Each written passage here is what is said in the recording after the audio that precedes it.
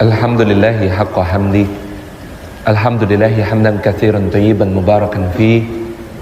Nahmaduhu wa nasta'inuhu wa nastaghfiruhu wa nastahdihi wa natubu ilayhi. Wa la na'budu illa iyyahu wa natawakkalu alayhi. Allahumma fasalli wa sallim wa barik ala sayyidina Muhammad wa ala alihi wa ala ashabihi wa dhurriyyatihi wa man tabi'ahum bi ihsanin ila yaumin hadza wa ba'di. Assalamualaikum warahmatullahi wabarakatuh. Waalaikumsalam warahmatullahi wabarakatuh. Yang kami hormati para asatid, para ustadzat, para alim, para ulama, para sesepuh, dan juga rekan-rekan semuanya yang disayang oleh Allah Subhanahu wa taala. Berharga sekali kesempatan sore hari ini kita dipertemukan oleh Allah di dalam lapis-lapis keberkahan. Berkah di dalam tempatnya, karena ini adalah rumah Allah. Mudah-mudahan setiap langkah yang kita tempuh menuju ke tempat ini, tiap tapaknya menggugurkan dosa-dosa kita, meninggikan derajat kita di sisi Allah Subhanahu wa taala, dan menjadi pemudah jalan kita semua menuju ke surga. Berkah di dalam waktunya. Di saat Bapak Ibu sekalian tadi melaksanakan salat, agar kita memelihara salat ini sebagai satu pusaka di dalam hidup kita. Berkah di dalam duduknya, sebab kita semua mendengar sabda Nabi sallallahu alaihi wasallam, "Majtama'a qaumun fi baitin min buyutillah yatluna kitaballah wa yatadarasunahu bainahum illa ghasyiyatuhumur rahmah wa haffathumul malaikah wa nazalat alaihimus sakinah wa dzakarahumullahu fi man 'indah." Rawahu Muslim wa sahih. Nabi sallallahu alaihi wasallam menyatakan, tidak berhimpun satu kaum di satu rumah di antara rumah-rumah Allah. Di dalamnya mereka membaca kitab Allah, mengkaji makna-maknanya, mentadarusnya di antara mereka, melainkan keadaan mereka itu ghasyiyatuhumur rahmah.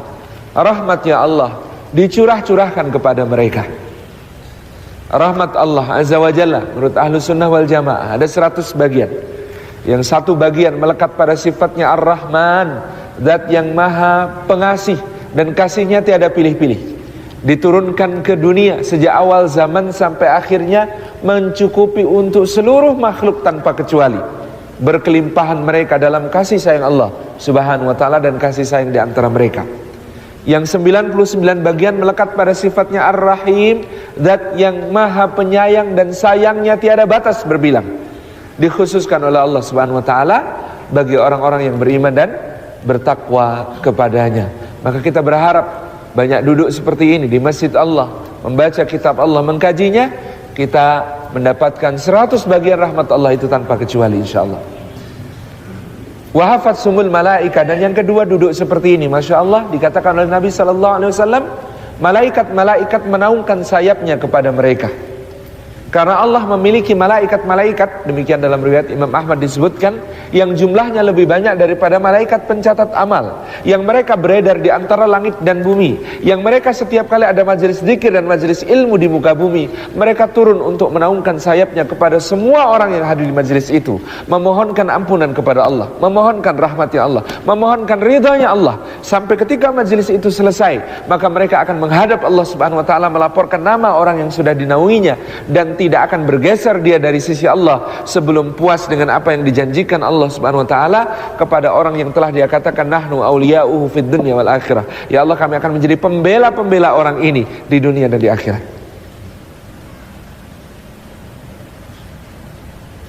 Wa nazalat alaihimus sakinah, dan duduk-duduk seperti ini Masya Allah dijaminkan oleh Nabi sallallahu alaihi wasallam akan turun sakinah, ketentraman ke dalam hati kita. Ala bidzikrillahi tatmainnul qulub, karena memang yang membuat hati kita tentram adalah mengingat Allah Subhanahu wa taala.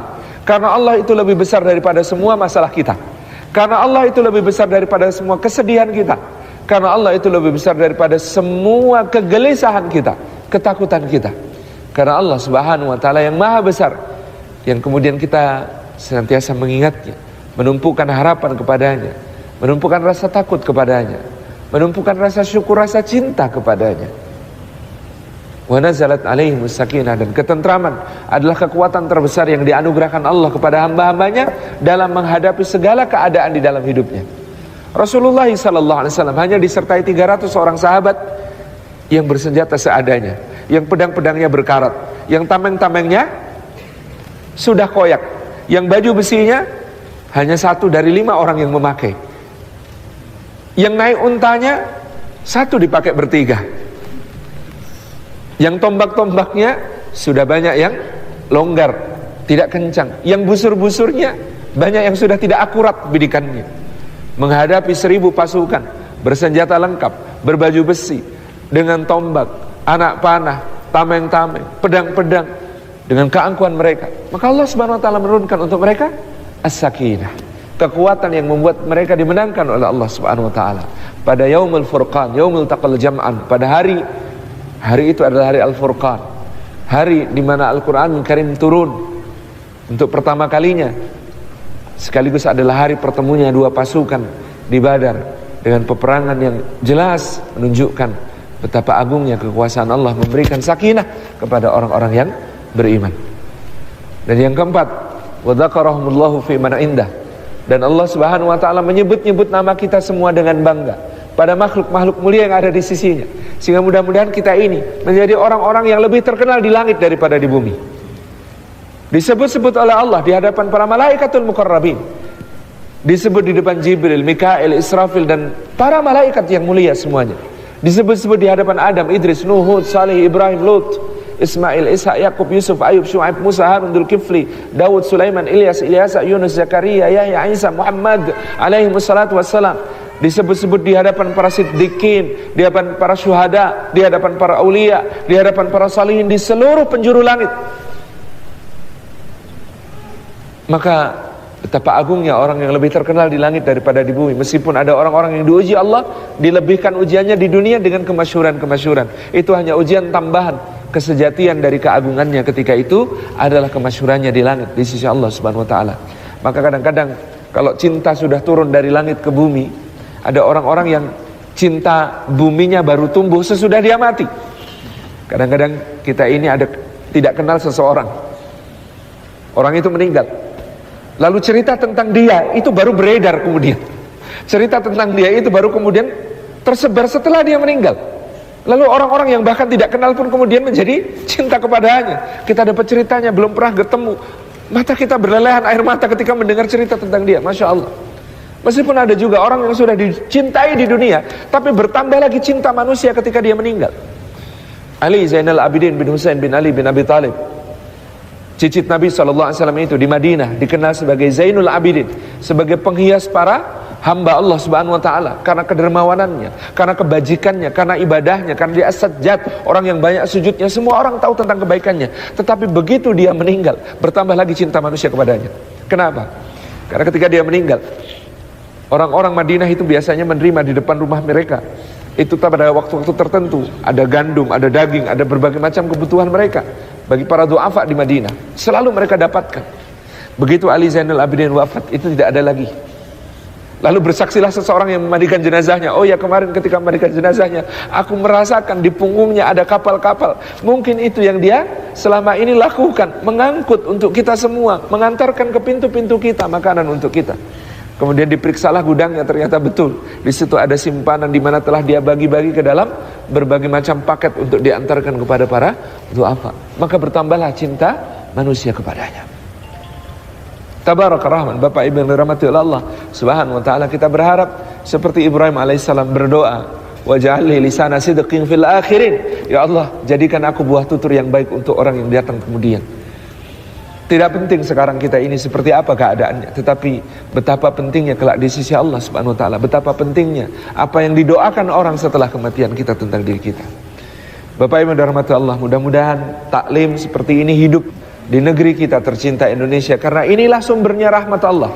Ketika dicurahkan rahmat Allah ke dalam taklim-taklim seperti ini, seharusnya dia menyebar ke rumah-rumah kita, dia menyebar ke masyarakat kita, dia menyebar ke tempat-tempat di mana kita berkegiatan. Ketika malaikat-malaikat menaungkan sayapnya ke majlis-majlis seperti ini, maka tertadah semua kebaikan dari sisi Allah, terhindar dari semua keburukan-keburukan yang kita benci, semuanya terbawa ke dalam kebaikan-kebaikan di kehidupan kita sehari-hari. Ketika kemudian turun sakinah, ketentraman, menjadi kekuatan bagi bangsa kita untuk kemudian membangun, menjadi kekuatan bagi bangsa kita untuk kemudian maju insyaallah. Ketika kemudian diturunkan oleh Allah Subhanahu wa taala, dimasyhurkan kita ini sebuah bangsa yang memiliki banyak orang, yang dicintai oleh Allah Subhanahu wa taala, kekasih Allah yang tersembunyi, atqiyaul akhwiya, orang-orang takwa yang tersembunyi, yang mungkin orang melihat dengan pandangan memicingkan mata, meremehkan, tetapi di sisi Allah Subhanahu wa taala orang yang seperti itu memiliki doa-doa yang mustajabah, memiliki kedudukan yang istimewa, memiliki sumpah yang kalau dia bersumpah atas nama Allah, Allah wujudkan semua apa yang diinginkannya. Tabaraka Rahman, inilah kekuatan bangsa kita. Inilah evaluasi kita selama ini. Maka inilah taklim kita kemudian harus dihidupkan menuju kepada arah yang benar. Saya selalu mengatakan kepada adik-adik saya, kita ini ngaji, kalau on the track seharusnya kita ikut jalannya para nabi dan para rasul. Maka ketika kita semakin ngaji, semakin memahami agama ini, semakin kemana kita ini, semakin ana khairum minhu, semakin merasa dan terucap bahkan aku lebih baik daripada dia, aku lebih baik daripada orang lain. Ana khairum minhu kalau di dalam Al-Quran warisannya siapa? Kalimatnya siapa? Iblis. Fa na'udzubillahi min dzalik. Kalau ngaji kita on the track, seharusnya kita semakin ke arah Adam alaihissalam. Kita ini semakin Rabbana zalamna anfusana wa illam taghfir lana wa tarhamna lanakunanna minal khasirin. Semakin kita menjadi orang yang, ya Allah, saya menzalimi diri saya sendiri, Allah, kalau tidak Engkau rahmati, kalau tidak Engkau ampuni, saya ini termasuk orang yang rugi, Allah.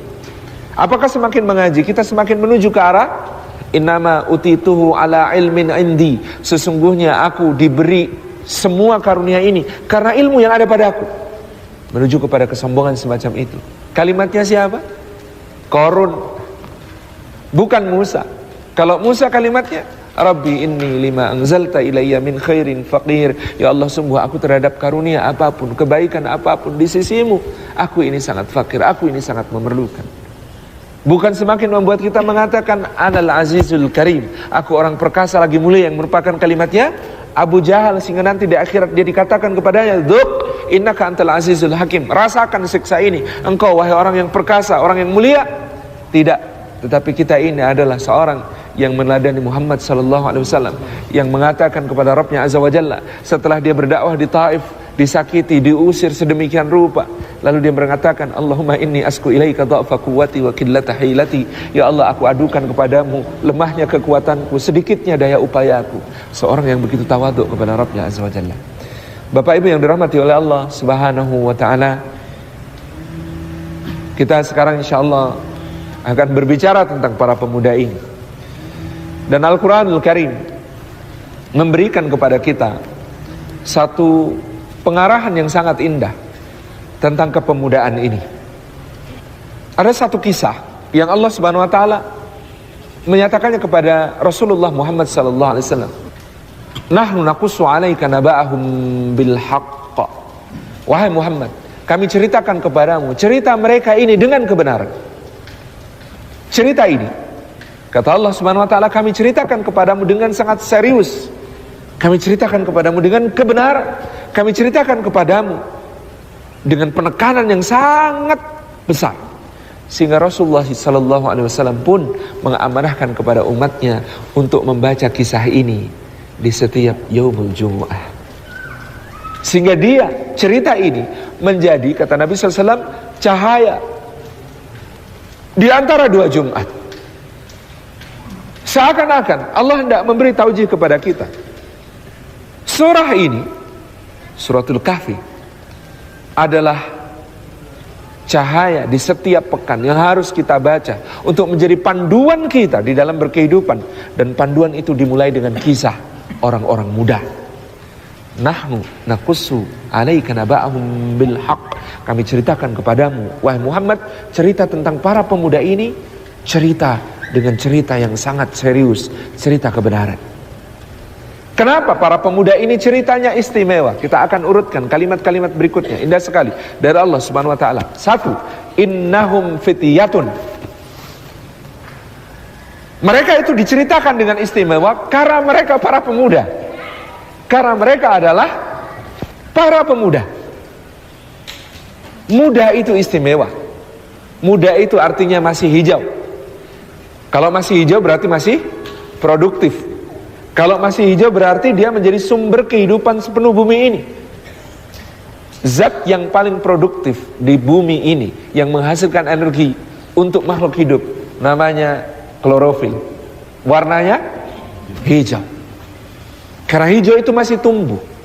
Karena hijau itu masih muda. Karena hijau itu ada produktivitas yang sangat indah. Mereka muda, masih ranum, masih akan kemudian menghasilkan begitu banyak. Maka jangan cepat menjadi matang. Kalau matang itu sebentar lagi busuk. Jadilah muda, karena ini zaman di mana perubahannya cepat. Kata Kazuo Murakami, di zaman ini perubahan sangat cepat. Maka janganlah menjadi orang berpengalaman. Karena orang berpengalaman itu adalah orang yang suka menghadapi masalah baru dengan cara lama. Masalahnya sudah sangat berbeda dengan apa yang terjadi di masa yang lalu. Kompleksitas masalah pada zaman kita ini luar biasa. Begitu cepatnya berkembang suatu masalah dengan kerumitan-kerumitan yang sangat dahsyat, pendekatan-pendekatan baru, terobosan-terobosan selalu diperlukan, dan itu datang dari orang-orang muda. Dan itu datang dari orang-orang yang masih hijau. Dan itu datang dari para pendobrak. Pada zaman di mana masalahnya pelik dan rumit, maka kekuatan ada pada para pemuda. Bapak Ibu yang dirahmati oleh Allah Subhanahu wa taala, ketika Soekarno membacakan pleidoinya yang terkenal, Indonesia menggugat di Bandung. Umur Soekarno saat itu adalah 30 tahun. Sebuah kekuatan yang sangat dahsyat. Karena muda. Tapi kita tahu, ketika kemudaan tergusur oleh usia, makin kesini, tidak ada manusia yang sempurna. Bung Karno juga banyak khilafnya di akhir usianya.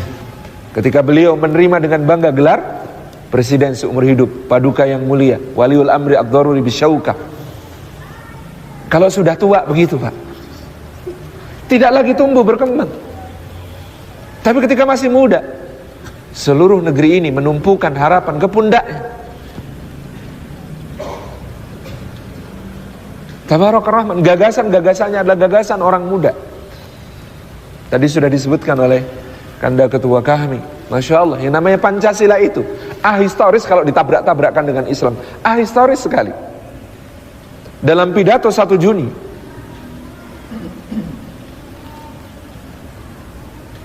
Soekarno mengemukakan istilah Pancasila itu. Tapi sila-sila yang dikemukakan oleh Bung Karno pada saat itu bukanlah sila yang kita kenal sekarang. Siapa yang merumuskan sila-sila yang kita kenal sekarang sebagai Pancasila? Para ulama muda. Abdul Wahid Hashim juga baru 30-an umurnya. Ki Bagus Hatikusumo juga belum tua usianya, masih muda saat itu. Kasman Singodimejo, salah seorang muridnya, masih juga berumur 20-an malah pada saat itu. Abikusno Cokrosuyoso masih muda-muda semuanya. Ahmad Subarjo, Masya Allah, ini semuanya tokoh muda. Rumusan mereka tentang Pancasila inilah rumusan para ulama. Maka kalau kita kenal apa yang ada dalam sila pertama sampai kelima, lalu kita membaca Maqasidus Syariah Ad-Daruriyah yang dirumuskan oleh Imam Al-Ghazali dan kemudian disempurnakan oleh Imam Asy-Syatibi dalam kitab Al-Muwafaqat, kita ketemu benang merahnya. Pancasila itu ternyata Maqasidus Syariah. 1. Hifdzuddin, menjaga agama. Rumusannya ketuhanan dengan kewajiban menjalankan syariat Islam bagi pemeluknya awalnya, sebelum berubah menjadi ketuhanan yang Maha Esa. Yang kedua, hifdzun nafas, menjaga jiwa manusia, maka menjadi kemanusiaan yang adil dan beradab. Yang ketiga, hifdzun nasal, menjaga kelangsungan, keturunan dengan yang pernikahan yang terjaga. Maksud syariat di situ. Dalam bahasa kita menjadi persatuan Indonesia. Kelangsungan ini kalau ada persatuan. Maka dulu Ibnu Abbas radhiyallahu anhu ketika berdebat dengan kaum Khawarij, dia bertanya, apa yang membuat kalian keberatan dengan Ali dan Muawiyah? Kata mereka, karena Ali dan Muawiyah tidak berhukum dengan hukum Allah, mereka bertahkim dengan mengutus utusan. Utusannya Ali adalah Abu Musa al-Asy'ari, utusannya Muawiyah adalah Amr bin al-As. Lalu mereka memutuskan sesuatu yang hanya layak diputuskan oleh Allah SWT tentang perdamaian di antara kaum muslimin. Ibnu Abbas bertanya, coba baca ayat ini, faba'atsu hakaman min ahlihi wa hakaman min ahliha. Ayat tentang apa itu? Oh, tentang tahkim di antara suami istri yang ada konflik. Hendaknya suami mengutus utusan, istri mengutus utusan untuk membicarakan urusan di antara mereka, supaya kemudian mereka dapat islah. Kata Ibnu Abbas kepada kaum Khawarij waktu itu yang menolak tahkim itu, kalau mendamaikan suami istri saja boleh mengutus orang-orang yang kemudian akan merundingkan islah, bagaimana mendamaikan dua kaum muslimin yang besar ini, dua kaum muslimin yang terpecah ini, mempersatukan mereka? Lebih besar lagi tuntutannya di sisi Allah. Hifdzun nasab. Yang keempat, hifdzul akal. Ada hikmat kebijaksanaan dalam permusyawaratan perwakilan. Yang kelima, hifdzul mal, menjaga harta, menjaga milik, maka menjadi keadilan sosial bagi seluruh rakyat Indonesia. Indah sekali para ulama merumuskan itu untuk kita. Tabaraka Rahman, Bapak Ibu yang dirahmati oleh Allah Subhanahu wa taala, innahum fityatun, mereka itu para pemuda. Allah Subhanahu wa taala menyebut tentang kemudaan sebagai sesuatu yang unggul. Sahabat-sahabat Nabi sallallahu alaihi wasallam ketika kemudian beliau memulai dakwah, bukan cuma muda, sangat muda.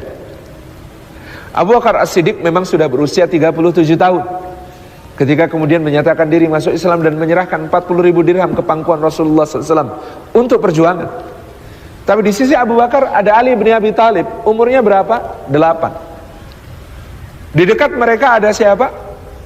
Sa'ad bin Abi Waqqas, umurnya 12. Di dekat mereka ada Talha dan Zubair, umurnya 11 atau 10 menurut beberapa riwayat yang lain. Di dekat mereka ada Abdurrahman bin Auf, umurnya 15 atau 16. Di dekat mereka ada Mus'ab bin Umair, umurnya 13 atau 14. Pemuda semuanya yang kemudian berada di sisi Rasulullah sallallahu alaihi wasallam dengan gayanya masing-masing, dengan karakternya masing-masing. Para pemuda ini mewarnai begitu agungnya peradaban Islam di awalnya. Maka jadilah pemuda. Pemuda itu dengan karakternya sendiri-sendiri, jangan dipaksa untuk seragam. Memang mereka masing-masingnya. Abu Bakar seorang yang lembut, tetapi kelembutan Abu Bakar adalah keteguhan. Lembut tapi teguh. Orang kalau lembut gak hati-hati bisa jadi lembek, cuma iya mulu. Tapi Abu Bakar enggak, lembutnya diikuti dengan sikap teguh yang luar biasa. Ketika kemudian beliau berada dalam kisah Isra wal Mi'raj, Masya Allah, orang-orang mengatakan kepadanya, Abu Bakar, dulu kami bilang kepadamu Muhammad gila, tapi kami belum punya bukti. Sekarang kami punya bukti. Kata Abu Bakar, apa buktinya? Kata Muhammad, dia semalam ada di Masjidil Aqsa, sekarang sudah di Mekah. Gila enggak? Kata Abu Bakar, kalau Rasulullah yang bilang saya percaya. Abu Bakar, kamu jangan bercanda ya. Kamu tahu enggak perjalanan dari Masjidil Aqsa ke sini berapa lama? Sebulan. Betul, sebulan. Jadi mungkin enggak kalau semalam Muhammad di sana, sekarang dia ada di sini? Kata Abu Bakar, kalau Rasulullah yang bilang saya percaya. Gebukin Abu Bakar sampai pingsan. Digebukin di depan Ka'bah sampai pingsan. Ditariklah dia ke rumah. Ketika siuman, apa yang dia katakan pertama kali? Bagaimana keadaan Rasulullah SAW? Umar bin Khattab keras. Orang kalau keras, kalau nggak hati-hati, bisa jadi kejam. Tapi kerasnya Sayyidina Umar menjadi karena sibghatullah, wa man ahsanu minallahi sibghah. Karena dinul Islam itu, Sayyidina Umar yang keras ini menjadi seorang yang begitu penyayang kepada umat Muhammad SAW. Mikul gandum sendiri kepada ibu yang masak, batu di dalam rebusan air itu, menolong wanita yang melahirkan bersama istrinya, melakukan ronda setiap malam, membawakan makanan untuk penduduk Madinah yang kelaparan. Masya Allah, penyayang sekali. Meskipun ketika dia masuk Islam, dia umumkan keislamannya di Ka'bah gitu ya. Aku sudah masuk Islam, kalian mau apa? Gebukin rame-rame. Dikeroyok oleh kira-kira waktu itu 30-40 orang. Ketika Umar sudah capek ngelawan, dia duduk, tetap digebukin. Sehingga ketika itu Umar berkata, tunggu saja jumlah kami 300, kita berhadapan di medan perang. Dan ini adalah salah satu bukti muhaddasnya Sayyidina Umar. Umar itu mendapatkan ilham dari Allah. Jadi ketika perang Badar, jumlah kaum muslimin 300. Karena Umar pernah berkata, tunggu jumlah kami 300, kita berhadapan di medan perang. Sayyidina Umar bin Khattab. Dan yang namanya kemudaan ini membuka peluang bagi siapapun. Mungkin teman-teman remaja masjid yang sudah solih-solih ketemu dengan orang lain, yang pemuda-pemuda yang lain yang belum dekat dengan masjid, yang belum dekat dengan agama. Jangan memandang remeh, jangan memandang enteng, jangan melihat mereka dengan pandangan menghinakan. Tidak, demi Allah. Sebejat-bejatnya mereka, adakah yang lebih bejat dari orang yang sudah berniat membunuh Rasulullah SAW? Itu Umar itu dapat hidayah ketika apa? Ketika Nawa itu membunuh Muhammad SAW. Aku berniat membunuh Muhammad SAW, biang semua kekacauan di Mekah ini Muhammad, akan kubunuh. Coba bayangkan, ada orang yang datang dengan niat membunuh Muhammad SAW, sekarang berbaring dengan mesra di samping beliau SAW di kuburnya. Dan sahabat ini sekali lagi, sampai-sampai Rasulullah mengatakan, iqtadu billadaini min ba'di, ikuti dua orang sepeninggalku, Abu Bakar dan Umar. Saya itu sampai berkesimpulan, kita ini kalau meneladani Rasulullah SAW itu rasanya berat sekali, jauh awang-awang gitu. Kalau meneladani Rasulullah, lihat akhlaknya Rasulullah, lihat semua perilakunya Rasulullah, rasanya jauh sekali. Makanya yang kemudian diamalkan paling mudah itu hadis ini, iqtadu billadaini min ba'di, ikuti, ambil sebagai qudwah teladan dua orang sepeninggalku. Siapa? Abu Bakar dan Umar. Kita ini umat Muhammad tipenya pasti dua macam garis besarnya. Kalau enggak tipe Abu Bakar, tipe Umar. Yang halus-halus gitu, tipe Abu Bakar. Banyak kan di antara umat Islam yang tipe Abu Bakar? Yang keras-keras juga ada. Tipenya siapa? Tipe Umar. Maka kata Nabi, iqtadu billadaini min ba'di, kalau kalian nggak bisa meladani Rasulullah menjadi uswatun hasanah, coba geser sedikit, kamu meladani Abu Bakar saja gitu, kamu meladani Umar saja gitu. Kalau Abu Bakar dan Umar garis besar, maka nanti bisa didetailkan dengan 4 khulafa Rasyidin, bisa didetailkan lagi dengan 10 sahabat yang dijamin ke surga. Utsman itu sebenarnya tipe Abu Bakar juga, lembut-lembut juga, gitu kan? Tetapi Utsman punya tambahan kekhasan. Apa itu? Pemalu. Orang pemalu ternyata bisa menjadi pahlawan besar dalam Islam. Jangan meremehkan orang yang pemalu. Pemuda yang pemalu, Masya Allah, dia itu malu kalau dia itu minum enak, sementara penduduk Madinah harus beli air, maka sumurnya dia beli, diwakafkan. Dia itu malu kalau dapat untung besar, sementara penduduk Madinah paceklik, maka kemudian seluruh 700 unta beserta muatannya dia sedekahkan. Dia itu malu kalau bisa berangkat perang Tabuk dengan fasilitas lengkap, sementara ada orang-orang yang nangis sekarang nggak bisa berangkat perang. 3.000 orang dia biayai untuk berangkat bersama dengan dia. Tabarakallah. Ini pemalu yang baik yang seperti ini. Jangan remehkan pemuda pemalu. Dan Utsman ini pemalu asli pemalu gitu ya. Rasulullah itu pernah berbaring di pangkuan ibunda kita Aisyah radhiyallahu anha. Yang jomblo nggak usah bayangin. Berbaring di pangkuan ibunda kita Aisyah, kemudian betis beliau ini terbuka. Betis beliau sallallahu alaihi wasallam ini terbuka. Ketika Abu Bakar masuk menyampaikan sesuatu, Rasulullah tetap posisi sama begitu. Ketika Umar masuk menyampaikan sesuatu, Rasulullah tetap posisi sama begitu. Begitu Utsman minta izin masuk, Rasulullah duduk dengan sikap sempurna merapikan pakaiannya. Aisyah tanya, ya Rasulullah, Abu Bakar masuk kok biasa saja, Umar masuk kok biasa saja, Utsman masuk kenapa kok begitu? Kata Nabi SAW, bagaimana aku tidak malu pada lelaki yang bahkan malaikat pun malu padanya. Bagaimana aku tidak malu pada lelaki yang bahkan malaikat pun malu kepadanya. Dalam salah satu terjemahnya dikatakan, yang namanya Utsman bin Affan itu kalau mandi, itu semua orang rumah suruh keluar dulu. Keluar, aku mau mandi. Tutup pintunya, masuk ke kamar, tutup pintunya, masuk ke bilik, tutup biliknya. Selubung kain tinggi dipasang, kemudian beliau baru mandi. Tabarakallah. Pemalu bisa jadi pahlawan besar dalam Islam. Yang keempat, Sayyidina Ali bin Abi Thalib itu ya model-model kayak Sayyidina Umar, tetapi punya kekhasan lain. Apa itu? Kata Umar sendiri tentang Ali, engkau ini terlalu banyak berkelakar. Sayyidina Ali itu periang, bercandaan orangnya. Maka yang suka guyon itu juga bisa jadi pahlawan besar dalam Islam. Sayyidina Ali itu makan kurma gitu ya, bijinya taruh depan Rasulullah SAW. Makan kurma lagi, taruh bijinya depan Rasulullah SAW. Di akhir beliau berkata, ya Rasulullah, engkau makan sebanyak itu ya. Karena biji di depan Rasulullah banyak gitu kan. Tapi kalau Rasulullah itu tidak kalah lucu dari sahabat. Kata Nabi SAW, wahai Ali, apakah engkau makan sekalian bijinya? Oh, enggak ada di depannya gitu. Tabarakallah. Sayyidina Ali itu bercandaan tetapi kena gitu. Orangnya easy going, orangnya just take it easy, nyaman itu. Jadi karena Rasulullah SAW dapat hadisul ifk, ibunda kita Aisyah radhiyallahu anha dituduh yang bukan-bukan. Gara-gara beliau ketinggalan dalam satu rombongan, kemudian diantar oleh sahabat Nabi yang muda dan tampan namanya Sofwan bin Al-Mu'attal. Kemudian pembicaraan di kalangan orang munafik menyebar menjadi satu fitnah yang sangat besar tentang mereka. Rasulullah itu sampai sangat-sangat tertekan keadaannya beliau sallallahu alaihi wasallam karena berbagai macam isu itu. Maka beliau panggil Usamah dan Ali bin Abi Thalib. Beliau tanya sama Usamah, Usamah bagaimana pendapatmu tentang masalah ini? Usamah tanya, ya Rasulullah saya tanya, siapa yang menikahkan kau dengan Aisyah? Kata Nabi SAW, Allah. Kata Usamah, subhanallah, mana mungkin Allah menipumu? Saya bersaksi dia istrimu dunia akhirat, dan saya tidak mendengar tentang Aisyah kecuali kebaikan. Kata Usamah begitu, menghibur Nabi dengan kalimat begitu. Tapi Ali bin Abi Thalib tuh lihat, wajahnya Rasulullah nggak berubah, berarti belum terhibur gitu. Maka ketika Ali yang ditanya, apa jawab Sayyidina Ali bin Abi Thalib? Kata beliau, ya Rasulullah, di dunia ini perempuan lah, ya banyak. Nikahi yang ingin kau nikahi, ceraikan yang ingin kau ceraikan. Bebas-bebas saja ya Rasulullah gitu.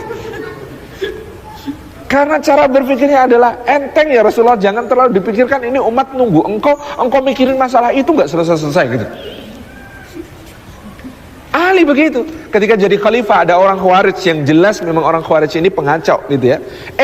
Dia tanya sama Sayyidina Ali, kenapa dulu di masa Abu Bakar dan Umar keadaannya tentram, ketika engkau yang jadi khalifah keadaannya begini kacau? Apa jawab Sayyidina Ali? Karena dulu di zaman Abu Bakar dan Umar rakyatnya kayak saya, sekarang di zaman saya rakyatnya kayak kamu, makanya kacau gitu. Tabarakallah. Sayyidina Ali orangnya bercandaan aja, wafat saja bercanda gitu. Jadi beliau di Masjid Kufah salat subuh, dihantam pakai pedang kena sini, darah mengalir sampai netes-netes dari janggutnya radhiyallahu anhu. Kemudian beliau tanya, ini darah siapa? Karena saking khusyuknya salat beliau ketika, ini darah siapa? Darah engkau ya Amirul Mukminin. Oh, siapa yang membunuhku? Ini orang yang sudah kami tangkap, namanya Abdurrahman bin Muljam. Wahai saudara, kata Ali bin Abi Thalib, kenapa engkau membunuhku? Kata Abdurrahman bin Muljam, aku beli pedangnya 1000 dirham, kuolesi dengan racun 1000 dirham. Lalu aku berdoa kepada Allah, mudah-mudahan manusia paling jelek terbunuh oleh pedang itu. Aku berdoa di Multazam, mudah-mudahan orang paling jelek terbunuh oleh pedang itu. Kata Ali bin Abi Thalib sambil tersenyum apa? Oh, insya Allah doamu terkabul. Hei Hasan, nanti kalau aku mati, tolong orang ini dikisas pakai pedangnya sendiri, agar orang paling buruk di muka bumi terbunuh oleh pedang itu. Masih bercanda gitu ya. Ya Sayyidina Ali bin Abi Thalib, tabarakallah, modelnya begitu. Pak, orang kalau bercandaan itu biasanya nggak serius dalam semua urusan. Tapi Sayyidina Ali kalau sudah soal ibadah dan jihad fisabilillah, nggak ada yang ngalahkan keseriusannya. Lafatan illa aliyah, sampai dikatakan nggak ada pemuda kecuali Ali kalau dalam soal dua ini. Maka yang bercandaan jangan ragu untuk menjadi orang yang hebat, insya Allah. Jadi ini sahabat ini lengkap sekali. Yang lembut ada, yang keras ada, yang pemalu ada, yang periang ada gitu ya. Atau ada di antara anda bahkan pahlawan besar Islam itu salah satunya itu anak mama dan bad boy. Siapa namanya? Sa'ad bin Abi Waqqas. Sa'ad bin Abi Waqqas itu cerita, aku ini orang pertama yang menumpahkan darah di jalan Allah. Kenapa? Lagi sholat digangguin sama orang musyrik. Ketika ruku itu ambil tulang rahang unta yang bertepatan ada di bawahnya, samplokkan ke wajahnya orang yang buang gitu. Itu padahal lagi itidal. Bad boy banget itu ya. Ditantangin semua pemuda, ayo siapa gangguin aku salat lagi? Berdarah-darah kalau berani sama aku gitu. Bad boy. Tapi anak mama diboikot sama ibunya, ibunya mogok makan, nangis di depan ibunya. Bu, makan bu. Kapan ibu mau makan? 3 hari 3 malam nungguin ibunya nggak bisa. Kemudian di hari yang ketiga ibunya tetap nggak mau makan. Dia kemudian mengatakan dengan mata berkaca-kaca, Bu, kalau ibu bermaksud dengan ini, ibu mau membuat saya meninggalkan Muhammad SAW, demi Allah ibu tidak akan bisa melakukan itu. Bu, saya putra ibu, saya akan suapi ibu, saya akan buat ibu makan. Tapi tolong jangan begini caranya. Kalau ibu punya 100 nyawa, keluar satu persatu di hadapan saya hanya untuk memaksa saya keluar dari Islam, demi Allah itu tidak akan terjadi. Ibunya yang ngalah, ibunya akhirnya luluh, kemudian mau makan. Tabarakallah Rahman, bad boy tapi anak mama. Ada di antara kita model-model begitu, ada semua, Masya Allah. Ada yang good boy, rajin belajar, patuh sama orang tua, baik hati, tidak sombong, gemar menabung, gemar sedekah. Namanya Abdurrahman bin Auf. Ada di antara sahabat Rasulullah itu yang apa namanya? Bukan orang yang hebat di dalam bertempur, tapi kalau soal nahan sakit, Masya Allah. Namanya Talha bin Ubaidillah. Itu 70 luka kena di badan beliau radhiyallahu anhu di perang Uhud. Gara-gara apa? Ini badan dijadikan tameng untuk Rasulullah SAW. Itu kayak begitu, jarinya hilang 2, tempurung lutut hilang 1, darah ngucur-ngucur gitu. Itu doanya apa sambil tersenyum? Rabbi khud bidami hadzal yaum hatta tarda. Ya Allah, ambil darahku hari ini sampai engkau ridho padaku. Itu Rasulullah mau diangkat, dinaikkan ke satu tempat, ada batu tinggi itu supaya terlindung dari serangan musuh.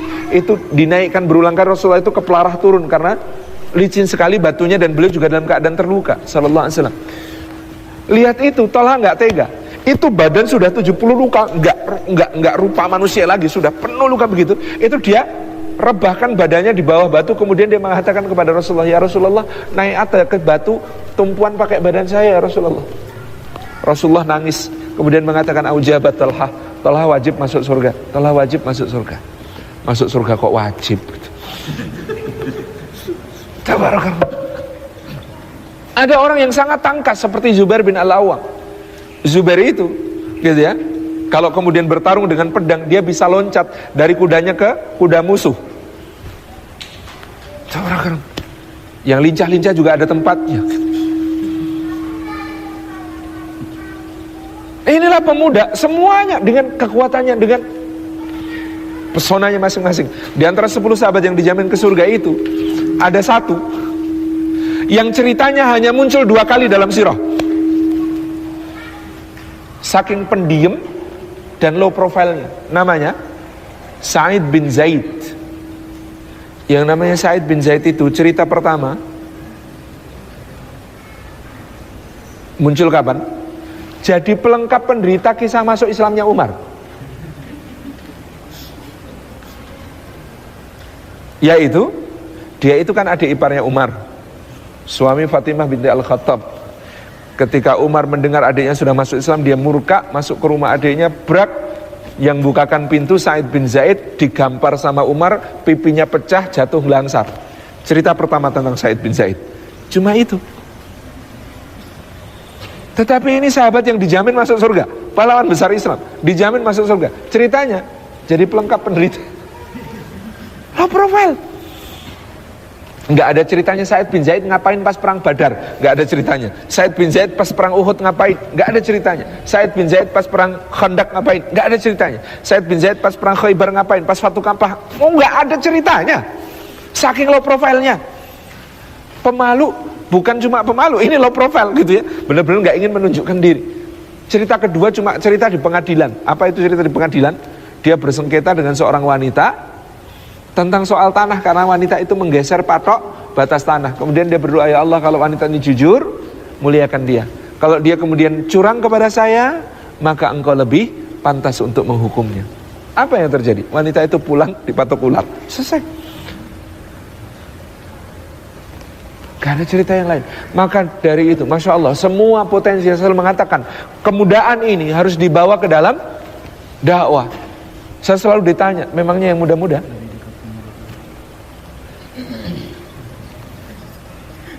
Saya ditanya oleh adik-adik, Ustaz, Kita apa yang bisa kita lakukan buat dakwah? Dakwah itu kan para ustadz-ustadz itu. Saya bilang, ustadz itu hanya sebagian kecil dari dakwah. Yang namanya tabligh, yang namanya taklim, memberikan ilmu, menyampaikan ilmu, itu bagian kecil sekali dari dakwah. Belum tentu yang bicara berbusa-busa ini lebih besar pahalanya daripada yang nyiapin sound system. Belum tentu lebih besar pahalanya daripada yang nyiapin mejanya. Belum tentu yang lebih besar pahalanya daripada yang nyiapin sorbannya, ditaruh di sini sorban siapa ini gitu. Ini bani sorban ya, bukan bani taplak. Tabarakallah. Belum tentu lebih besar pahalanya daripada yang bersihin lantainya. Belum tentu lebih besar pahalanya daripada yang bayar listriknya.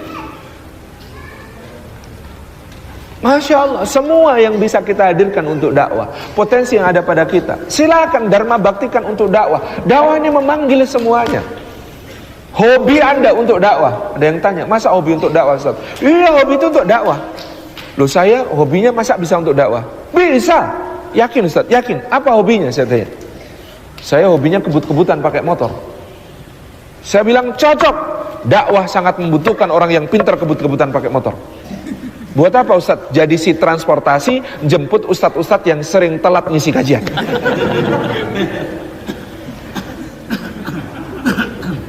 Semua bisa dihormatikan di dalam dakwah. Apa hobinya? Saya hobinya kulineran Ustaz. Kemana-mana cari makanan enak.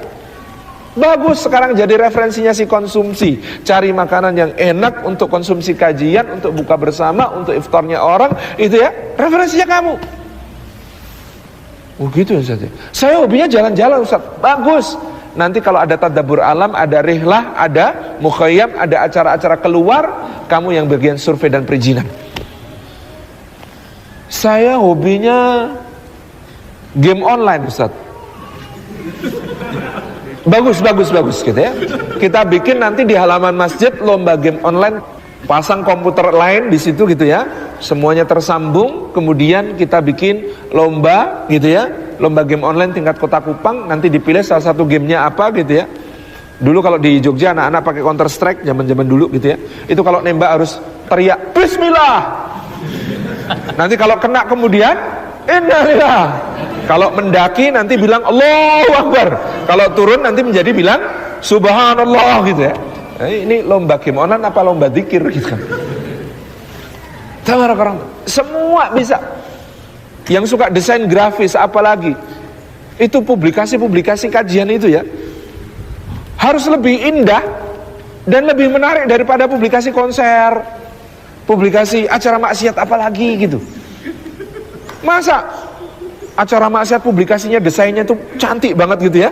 Acara pengajian desainnya fontnya nggak jelas gitu ya, nabrak gitu ya, foto ustadznya misalnya gitu ya. Ini kan nggak bener. Yang membawa ke surga itu harus selalu lebih indah daripada yang membawa ke neraka gitu. Hobinya apa lagi? Fotografi. Motret-motret yang bagus gitu ya. Jadi masjid ini bisa ditampilkan gitu ya dengan berbagai macam angle-nya yang bagus-bagus. Di Ramadan adakan lomba event fotografi dengan tema dakwah. Oh, Masya Allah. Jadi panitianya nyari juri gitu ya. Masya Allah. Hobi apapun ini bagian dari dakwah gitu. Karena apa? Karena pemuda. Rasulullah SAW itu memanfaatkan semua keterampilannya para sahabat. Radhiyallahu Al-Jama'i. Rasulullah tanya sama Zaid bin Thabit radhiyallahu anhu, kamu kalau belajar bahasa Ibrani bisa berapa lama? Zaid bin Thabit umurnya berapa ketika itu? 10 tahunan. Sahabat muda sekali. Siap ya Rasulullah, beri saya waktu 2 pekan. Gak sampai 2 pekan, sepekan sudah menghadap Rasulullah. Ya Rasulullah, saya sudah bisa bahasa Ibrani. Gimana ceritanya? Saya numpang di keluarga Yahudi, ngobrol sama mereka, bicara sama mereka, belajar kepada mereka. Sekarang sudah lancar. Nah, kamu duduk selalu di sisiku, kata Rasulullah SAW kepada Zaid bin Thabit. Untuk apa? Kalau ketika Rasulullah bertemu dengan para pemuka Yahudi, beliau tidak ingin ditipu oleh para pemuka Yahudi ini, karena mereka sering berbicara sama mereka pakai bahasa Ibrani, sementara bicara dengan Rasulullah pakai bahasa Arab. Dengerin, ya Rasulullah itu. Makanya yang mengungkap tentang itu yang kemudian disebutkan dalam ayat gitu, ra'ina, ra'ina, perhatikan kami, tetapi aslinya tidak mengatakan dia engkau Muhammad orang yang hina, hai Muhammad engkau orang yang tolol, gitu. Itu yang mengungkap adalah Zaid bin Thabit radhiyallahu anhu. Tabaraka rahmat. Hudzaifah ibn al-Yaman itu pintar nyusup. Maka pada malam perang Khandaq, Rasulullah SAW bertanya, siapa di antara kami yang bisa menuju ke perkemahan musuh untuk mengetahui keadaan mereka dan kembali ke sini untuk melaporkannya kepada kami. Sahabat itu kalau disuruh ke sana, mati di sana, siap.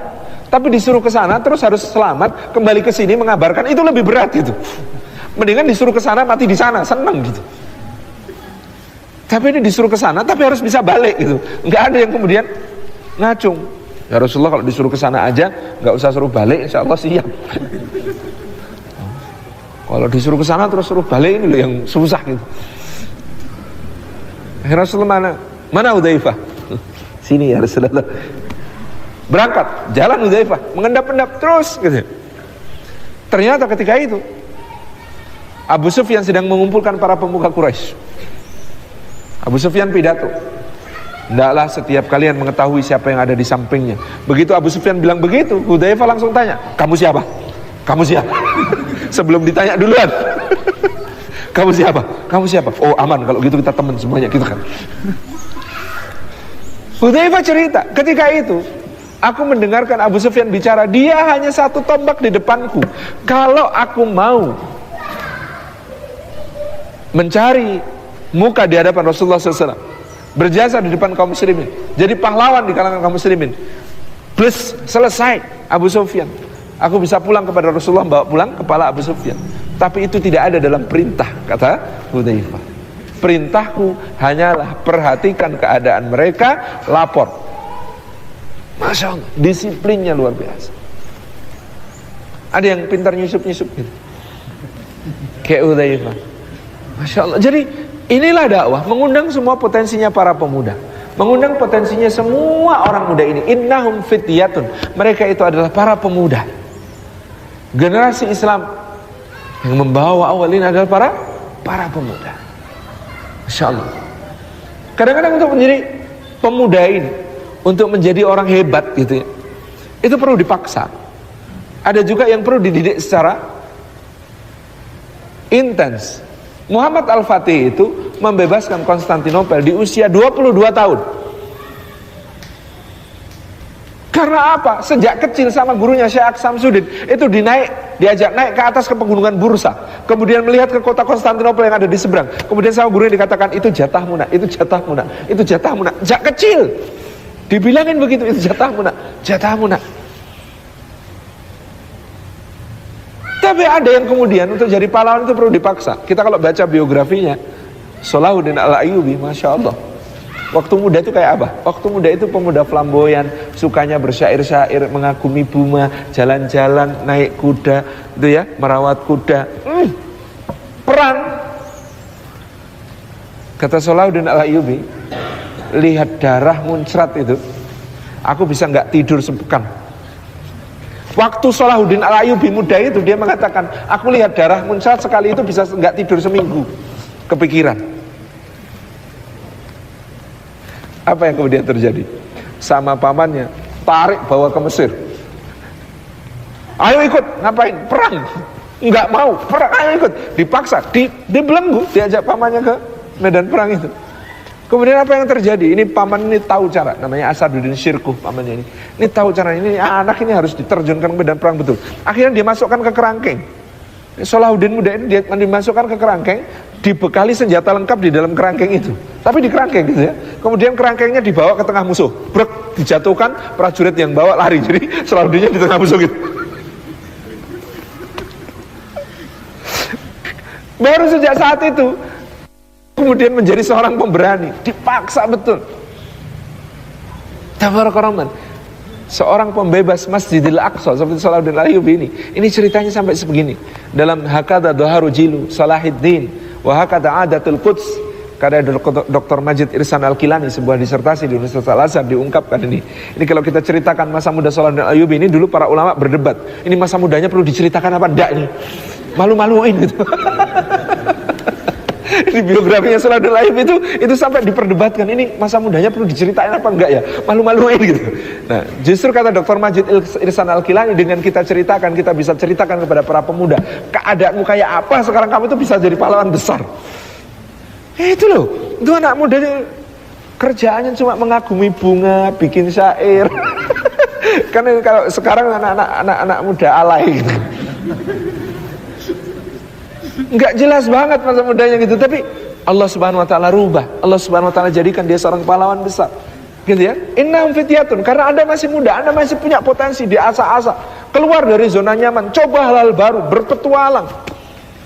Canangkan sebelum umur 25 harus sudah punya paspor, sudah pernah keluar negeri.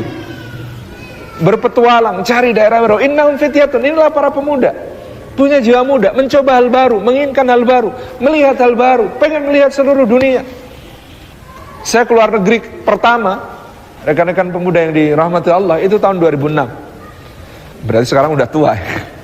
Tahun 2006. Dulu itu saya tidak pede, saya itu belajar bahasa Inggris itu cuma di SMP dan SMA, nggak pernah kursus-kursusan, nggak pernah les-lesan. Bahasa Inggrisnya bahasa Inggris ajaran guru saya. Tapi begitu saya keluar negeri pertama, waktu itu ke Singapura, saya pede berbahasa Inggris. Kenapa? Karena saya dengar orang Singapura pakai Singlish. Don't play, what are you operating this machine lah? Don't play, artinya jangan main-main. Oke, kalau begitu saya pede dengan bahasa Inggris saya. Lalu ke Hong Kong. Di Hong Kong, lebih pede lagi saya berbahasa Inggris. Kenapa? Karena bahasa Inggrisnya orang Hong Kong itu, oh my sister, your bed is very nice, but the price make me cry. Cut the price, if you don't cut the price, it's the same you cut my hair, gitu.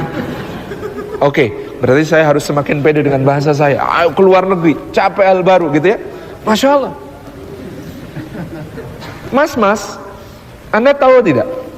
Inggris sekarang, coba hitung 20-30 tahun lagi, bahasa Inggris di dunia yang paling besar mungkin nanti bukan American English, bukan British English. Bahasa Inggris yang penuturnya terbesar di dunia nanti akan mungkin adalah yang berbunyi, hey brother, I want to tell you something, and this is very important. Bahasa Inggrisnya siapa? Teman-teman India, Pakistan, Bangladesh. Maka saya pede dengan Jenglish, Javanese English. Ini Mas Faris yang motret-motret ini 6 tahun di Amerika. Saya belajar bahasa Inggrisnya ke dia sekarang, gitu ya, supaya agak lebih fasih sedikit. Tapi dulu kepedean pakai bahasa Inggris Jawa itu. Bahasa Inggris Jawa itu di Jogja itu penuturnya tukang becak. Where do you want to go, sir? I'll bring you with my becak, sir. Don't worry, sir. The price is very cheap, sir. If you want to go around the city, sir, my becak is the best choice, sir. Tukang becak aja bahasa Inggrisnya lancar gitu kalau di Jogja, gitu kan? Enak gitu. Jadi bersyukur, Masya Allah. Ini yang saya katakan kepada seluruh pemuda Indonesia hari ini.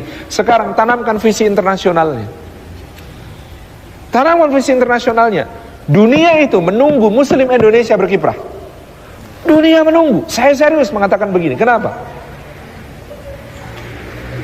Anda, imam-imam favoritnya namanya siapa? Musyari Rashid Al-Ifasi, orang Kuwait, gitu kan? Terus siapa lagi? Fuad Salim Al-Kandari, orang Kuwait. Siapa orang Timur Tengah? Syekh Bandar Balilah, orang Saudi. Tahu tidak imam favoritnya orang Qatar? Namanya Muhammad Sudirman. Dan dia adalah ketua dari Liga Imam-Imam Indonesia di Qatar. Jumlahnya 48 orang. Masjid resmi di Qatar 48 jumlahnya itu, imamnya orang Indonesia dan semuanya favoritnya orang Qatar. Kebanyakannya dari mana? Tetangga Anda, Bima dan Sumbawa. Mbak-mbak, fans beratnya bintang Korea siapa Anda? Song Joong Ki? Oh, makhluk-makhluk gitu kan. Di negerinya Song Joong Ki, favoritnya muslimin Korea Selatan, di Masjid Itaewon di Seoul, namanya Muhammad Baihaqi, imam Indonesia di Masjid Agung Korea Selatan. Orang mana? Jombang. Mbak-mbak seneng dengerin Fatih Seferajik baca Quran. Di Amerika Serikat, di pantai barat, ada orang namanya Muhammad Awad Joban. Favoritnya orang se-Amerika, muslimin se-Amerika. Orang mana? Majalengka, Jawa Barat. Imam Muhammad Awad Joban itu kelas akhir pekannya yang hadir membludak. Setiap pekan yang masuk Islam, tangan kadang gak cukup untuk menghitung dengan jari. Di pantai timur, Muhammad Syamsi Ali, orang Kajang, Sulawesi Selatan. Kelas Islam for Beginnersnya di Jamaica Muslim Center, selalu membludak di akhir pekan. Muslim Indonesia ditunggu dunia. Kata Syekh Abu Bakar Al-Awawidah, ketua Rabita Ulama Palestina, satu-satunya bangsa yang belum dapat giliran kalian. Dari semua bangsa besar yang menerima dinul Islam, yang belum pernah memimpin peradaban Islam, itu yang hidungnya pesek. Yang hidung mancung sudah selesai gilirannya. Iya kan? Coba bayangkan, Rasulullah, Khulafaur Rasyidin, Bani Umayyah, itu bangsa Arab. Daulah Abbasiyah, itu Persia. Salahuddin Al-Ayyubi, itu Kurdi. Mamluk, Ruknuddin Baibars, Saifuddin Mudzaffar Qutus, Al-Mansur Saifuddin Qalawun, itu orang-orang Asia Tengah, Kyrgyzstan, Uzbekistan, daerah-daerah itu. Mughal, orang India, Pakistan, Bangladesh, sudah. Terus Turki, Muhammad Al-Fatih dan keturunannya, sudah, semua dapat giliran. Semua sudah dapat giliran. Yang belum, Yanto, belum. Yang namanya begitu-begitu. Siapa lagi namanya sini ya? Hamdan belum. Insyaallah gitu ya. Tabe Bapak semua, gitu kan? Ini yang belum, kata beliau. Masya Allah. Maka beliau sampai nyindir kita itu mengatakan, jangan-jangan bangsa Palestina itu disuruh sabar sama Allah, menunggu pembebas berikutnya datang. Nah, pembebasnya nggak segera memenuhi syarat gitu. Ini kekosongan kepemimpinan dunia Islam ini. Jangan berharap sama mantan. Ada yang berharap sama Turki. Oh, Turki itu mantan, Pak. Berharap sama mantan itu kadang menyakitkan loh. Turki itu mantan, tugasnya mantan ngajari calon. Maka kita harus banyak belajar kepada mantan, karena mantan ini memang pernah bertugas selama sekali 400 tahun memimpin peradaban Islam Turki itu. Kalau umrah sempatkan mungkin mampir Turki 3 hari 4 hari, belajar banyak di Turki. Kami belajar dari sahabat Al-Aqsa itu di IHH, Insani Yardim Fakfi. Itu ada lembaga kemanusiaan di Turki. IHH itu bekerja di 135 negara. Dana yang dikelola per tahun hampir menyamai APBN Indonesia. Kita bisa belajar gitu. Jadi apa namanya? Ini pemuda. Innahum fityatun. Nah, kalau mau jadi pemuda-pemuda yang berkiprah dahsyat seperti ini, apa syaratnya? Allah mengatakan, amanu bi rabbihim. Mereka beriman kepada Allah Subhanahu wa taala. Maka mari para pemuda ini kita bawa kepada iman. Apa sih iman itu? Minimal merasa beriman. Kalau soal benar apa tidaknya Allah yang menilai, tapi minimal kita ini merasa beriman. Di mana kita merasa beriman? Kalau dipanggil ya ayyuhalladzina amanu, merasa dipanggil apa enggak? Ikhwan akhwat, ada yang tahu? Karena ini panggilan kepada kita ya. Kalau kita ini merasa beriman gitu kan. Kalau misalnya saya di Bandara El Tari, terus ada pengumuman kepada orang-orang Jogja. Saya kan pasti langsung bilang, sebentar, ini ada pengumuman untuk saya ini. Ada orang yang ngajak bicara sama, sebentar Thomas, tak dengerin pengumuman dulu. Ini penting banget, ini kayaknya buat saya ini. Bentar ya. Karena apa? Karena kepada orang-orang Jogja, saya merasa orang Jogja. Saya. Apakah kalau ada ya ayyuhalladzina amanu, kita juga merasa begitu? Bahwa orang-orang yang beriman, saya ya Allah. Apakah kita sudah merasa begitu? Nah, kuisnya adalah Pernah nggak ngitung dari awal sampai akhir Quran ada berapa kali ya ayyuhalladzina amanu disebut? Ayo, pernah ngitung nggak? Berapa jumlahnya? Ya ayyuhalladzina amanu dari awal sampai akhir Quran. Yang bisa jawab dapat hadiah. Serius saya. Ada? Mbak, berapa Mbak jumlahnya? Kalau ini buka Quran juga nggak bisa jawab tetap gitu. Kalau ayat apa, surat berapa gitu ya bisa. Ini, berapa kali ya ayyuhalladzina amanu dalam Quran? Ada yang bisa jawab? Silakan akhi. 92. Betul atau salah? Nggak tahu yang lain gitu. Betul, nanti hadiah minta ke saya ya. Insyaallah. 92, betul. Kenapa yang lain tidak pernah menghitung? Antum tahu dari mana?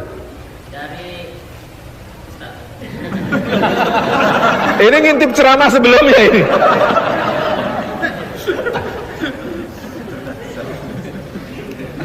...92 kali.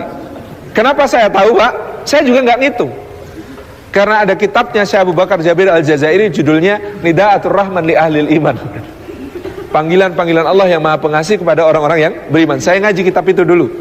Dan saya lihat babnya itu 92 bab. Jadi ya ayyuhalladzina amanu semua. 92. Masya Allah. Ini harusnya jadi perhatian kita. Kita harus cari dalam Quran. Aku dipanggil di mana aja sih? Aku dipanggil di mana aja sih? Aku kan orang beriman. Allah manggil aku di mana aja sih? Suruh ngapain aja sih? Itu harusnya menjadi prioritas hidup kita. Karena kita dipanggil. Kecuali kalau kita tidak merasa terpanggil. Dulu ada guru besar UGM, namanya Profesor Mudoyo, ketinggalan pesawat di Bandara Don Muang. Kenapa? Karena tidak merasa dipanggil. Soalnya tulisan namanya itu ejaan lama, Moe Dojo. Tulisannya Moe Dojo, bacanya Mudoyo.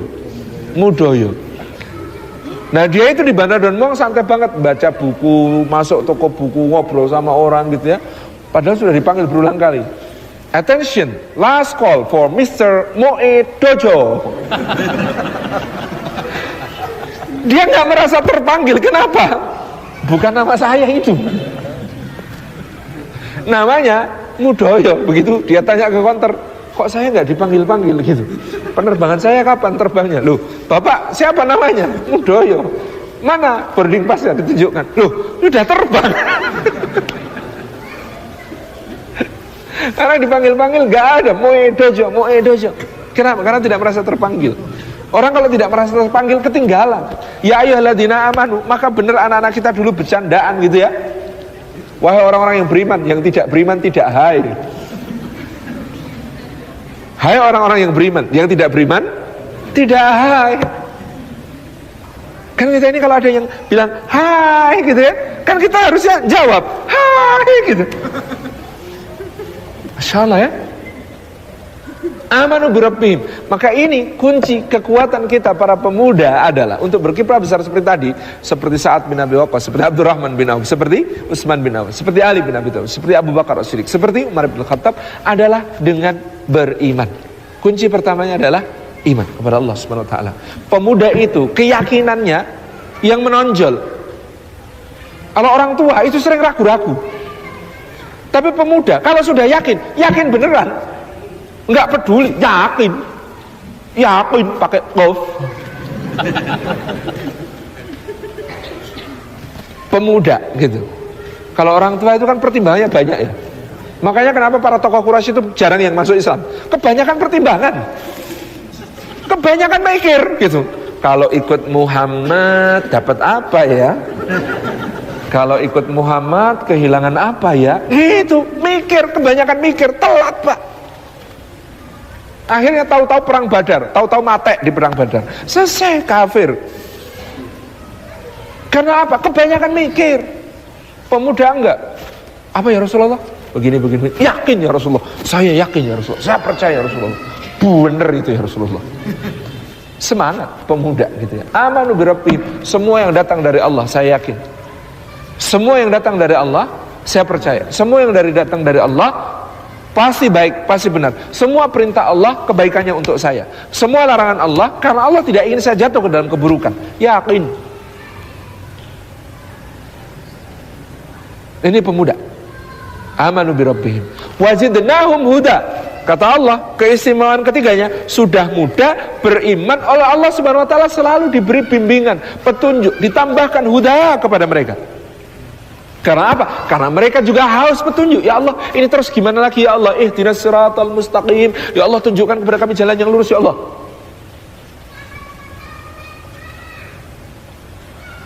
Mas, jalan yang lurus itu kayak apa? Lempeng. Ada yang mengira jalan lurus itu jalan mulus, bebas hambatan, tidak ada onak duri, tidak ada tanjakan terjal, tidak ada turunan curam, tidak ada tikungan tajam. Semua keinginan terkabul, semua harapan terpenuhi, semua doa dijabah Allah. Betul begitu? Siratal mustaqim itu seperti apa? Ihdinas siratal mustaqim. Allah tunjukkan kepada kami jalan yang lurus. Ternyata sama Allah langsung dijelaskan kok. Jalan lurus itu apa toh? Jalan lurus itu adalah siratal ladzina an'amta alaihim. Jalannya orang-orang yang engkau anugerahkan nikmat kepada mereka, ghairil maghdubi alaihim waladdallin, bukan jalan orang yang kau murkai, bukan jalan orang yang sesat. Kita ini hidayah, mohon petunjuk ke jalan lurus. Sehari semalam itu 17 kali minimal dalam setiap rakaat salat kita. Minta ditunjukkan jalan lurus, tapi kita kadang tidak tahu apa yang dimaksud jalan lurus. Ternyata itu adalah jalannya orang-orang yang diberi nikmat, jalannya Adam sampai Muhammad alaihi wassalatu wassalam dan orang-orang beserta mereka. Ghairil maghdubi alaihim waladdallin, bukan jalannya iblis, bukan Fir'aun, bukan Qarun, bukan Haman, bukan Bal'am, bukan Samiri, bukan Walid bin Mughirah, bukan Al-As bin Wa'il As-Sahmi, bukan Utbah bin Rabi'ah, bukan Umayyah bin Khalaf, bukan Nadhr bin Haris, bukan Uqbah bin Abi Mu'aid, bukan Ubay bin Khalaf, bukan Abdullah bin Ubay bin Salul, gitu ya. Bukan para ahli kitab Yahudi yang menyimpangkan kebenaran sehingga dimurkai Allah, bukan ahli kitab Nasrani yang kemudian mereka hidup dengan tanpa petunjuk sehingga tersesat. Bukan itu semua ya Allah. Jalan apa yang kau kendaki? Ketika Allah bertanya kepada kita, jalan yang lurus, jalannya Rasulullah Muhammad SAW dan orang-orang yang beserta beliau Sallallahu Alaihi Wasallam. Maka ternyata jalan lurus itu tidak mulus. Buktinya dari Adam sampai Muhammad SAW. Coba cek mana yang jalannya mulus. Mungkin ada yang kemudian mengatakan, oh itu Sulaiman mulus. Iya ya, Sulaiman mulus ya. Kecil-kecil sudah pangeran, gede jadi raja. Jadi raja kekuasaannya besar. Jin-jin takluk, angin takluk, burung-burung takluk, semut dia ngerti bahasanya. Kayaknya hidupnya lurus, dapat istri juga Bilqis, ratu tercantik di belahan bumi selatan. Enak ya jadi Sulaiman. Ya kalau ada yang kayak Sulaiman, nggak usah dengki, nggak usah iri. Misalnya kita ternyata jalannya dapat yang Ayub gitu.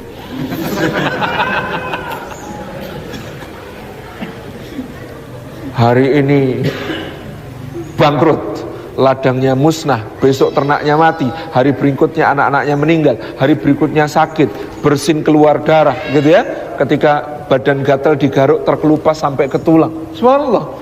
Sakit 7 tahun. 7 tahun sakit itu istrinya protes kemudian di tahun ke-7. Bang, abang itu sakit udah 7 tahun. Belum pernah dalam 7 tahun ini abang berdoa, ya Allah sembuhkan aku. Abang cuma bilang subhanallah walhamdulillah wala ilaha illallah wallahu akbar. Gitu doang. Apa kata suaminya? Aku malu Dek. Loh kok malu kenapa? Aku pernah sehat 70 tahun. Lah ini sakitnya baru 7 tahun kok udah minta sembuh. Kan malu Dek. Tabarakallah, mulia sekali seperti ini. Anda terserah mau ikut jalannya mana. Skenarionya terserah Allah. Ibu-ibu itu kalau di pedesaan di Jawa, kalau hamil itu suka baca surah Yusuf. Saya kadang tanya, Bu kenapa suka baca surah Yusuf hamil-hamil begini? Biar anaknya ganteng mas kayak Nabi Yusuf. Saya tanya Bu, ibu mau anaknya ibu kisah hidupnya kayak Nabi Yusuf? Kata dia langsung terbelalak, astagfirullahaladzim, jangan Ustaz, ya hidupnya ya kayak Nabi Sulaiman aja. Loh ibu milih-milih, itu satu paket Bu. Ganteng gitu kan, kita seneng gantengnya, padahal ganteng banyak resikonya. Hati-hati yang ganteng ya. Ada nggak ini? Resiko pertama ganteng, disayang orang tua. Resiko kedua ganteng, didengki saudara. Resiko ketiga ganteng, dibuang ke sumur. Bahaya sekali jadi orang ganteng. Masuk sumur, di sumur gitu ya. Ditemukan orang ternyata bukan dikembalikan sama orang tuanya. Saya itu kepikiran, itu kafilah dagang yang nemuin kok ya tidak tanya, ini bapaknya mana ya, ayo kita kembalikan gitu. Enggak, itu yang dipikirkan jual yuk. Human trafficking loh Pak itu. Itu human trafficking itu. Dijual ke negara lain gitu kan. Ketika sampai di sana dijual ke negara lain, dibeli orang gitu ya, dijadikan budak, dia mengalami slavery, perbudakan gitu. Jadi budak, tumbuh dewasa, ternyata ganteng. Terus majikannya suatu hari nutup semua pintu dan jendela dan membuka sesuatu yang tidak harus dibuka, yang seharusnya tidak dibuka. Kemudian bilang apa? Hai talak. Hai talak itu terjemahnya apa? Sini sayang gitu. Lari, tarik bajunya, sobek. Anda kira-kira kalau digoda kayak Nabi Yusuf, bajunya sobek bagian mana? Ini pertanyaan penting ini untuk para pemuda gitu.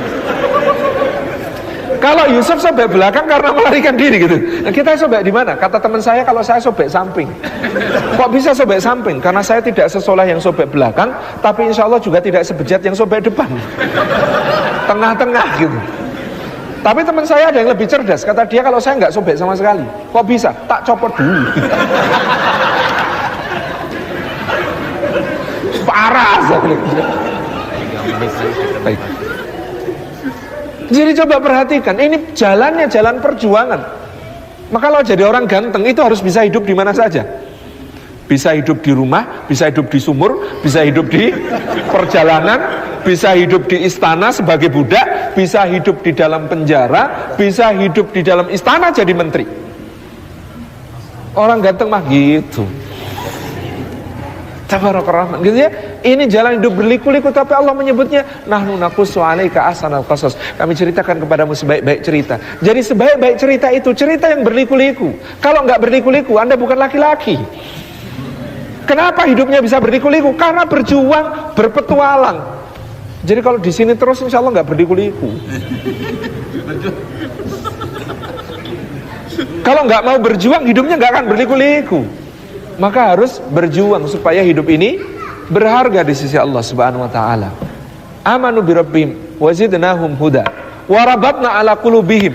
Keistimewaannya yang selanjutnya adalah wa rabatna ala qulubihim. Apa itu? Ada ikatan ukhuwah, persaudaraan, kebersamaan, diribat oleh Allah Subhanahu wa taala, dipertautkan oleh Allah Subhanahu wa taala. Muda itu insya Allah lebih gampang rukun daripada yang tua. Yang tua itu mau rukun, kepentingannya terlalu banyak. Dia besok dukung saya apa enggak ya gitu. Oh, yang tua itu begitu mikirnya. Tak dukung sekarang apa iya gak besok dukung saya? Ya belum tentu. Macam-macam. Tapi kalau anak muda, karena masih sama-sama susah, sama-sama prihatin gitu ya, rukunnya itu gampang, Masya Allah. Kayak Ashabul Kahfi itu rukun gampang. Warabatna ala qulubihim. Hati mereka dipertautkan oleh Allah SWT. Yang terakhir, karena waktunya sudah hampir habis, itqamu faqalu. Take action. Tegak berdiri, sampaikan sikap. Itu pemuda. Dia take action, dia melakukan apa yang bisa dilakukan. Bikin warung, bikin usaha baru. Kardus. Siapa yang ngelola kardus ini? Masya Allah, anak-anak muda ya. Ayo yang semangat gitu ya. Siapa tahu bisa jadi Abdurrahman bin Aufnya Kupang, insya Allah gitu. Bisnis, jalanin gitu ya. Dakwah, jalanin. Insya Allah, semua. Insya Allah take action. Dan inilah keistimewaan para pemuda. Jazakumullah khairan. Mudah-mudahan berangkat dari keterangan Al-Quran tentang surah Al-Kahfi yang selalu kita baca di setiap pekan, di setiap Jumat ini, kita menemukan jati diri kita sebagai seorang pemuda. Dan insya Allah menjadi seorang pemuda. Kalau dulu pemuda Kahfi berlindung ke dalam gua zaman sekarang di mana iman itu tempat berlindung adalah masjid. Masjid kita semua ini, selama hati kita bertaut ke masjid, maka naungan Allah dijaminkan bagi kita. Selama hati kita bertaut ke masjid, maka pada hari di mana tiada naungan kecuali dengan Allah, salah satu dari 7 golongan itu adalah pemuda. Qalbuhu mu'allakum bil masjid, yang hatinya selalu terpaut dengan masjid. Insyaallah ini gua kita, gua tempat kita berkarya, memulai karya. Insyaallah menjadi kiprah perjuangan kita. Yang gak seganteng Nabi Yusuf, jangan kecil hati. Insya Allah tetap akan banyak perjuangan yang bisa kita tempuh dengan berbagai macam lika-likunya. Terima kasih. Assalamualaikum warahmatullahi wabarakatuh. Waalaikumsalam. Suara Muslim.